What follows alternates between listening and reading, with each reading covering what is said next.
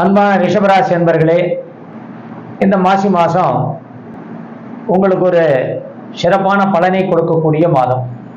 ஏன்னா உங்கள் ராசி அதிபதி சுக்கிரன் வக்கரகதியாக உச்சஸ்தானத்தில் இருந்து உங்கள் ராசிக்கு 11ஆம் இடத்துல இருக்கிறது. எல்லாவித கட்ட நட்டங்களையும் தீர்த்து ஒரு குறுகிய கால சந்தோஷத்தை கொடுக்கக்கூடியது, குறுகிய கால நற்பலன்களை கொடுக்கக்கூடியது. அதனால இந்த நேரத்தில், அதாவது காத்தடிக்கும் போதே தூத்திக்கும்னு சொல்லுவாங்க. அது எது சொல்லுவாங்கன்னா, அந்த நெல்லை அந்த காலத்தில் புடைப்பாங்க. இப்போ தான் எல்லாம் மிஷின் வந்துருச்சு. மிஷினாக இருந்தாலும் அது காற்றுல தான் தனியாக தள்ளுது. குப்பைகளையும் கோம்பைகளையும் எல்லாத்தையும் தள்ளி நெல்மணியை மட்டும் தனியாக கொடுக்குறது. அந்த காலத்தில் காத்தடிக்கும் போது தான் முறத்தில் எந்த பக்கம் காத்தடிக்குதோ அதுக்கு எதிர் திசையிலேருந்து இந்த முறத்தை வீசுவாங்க.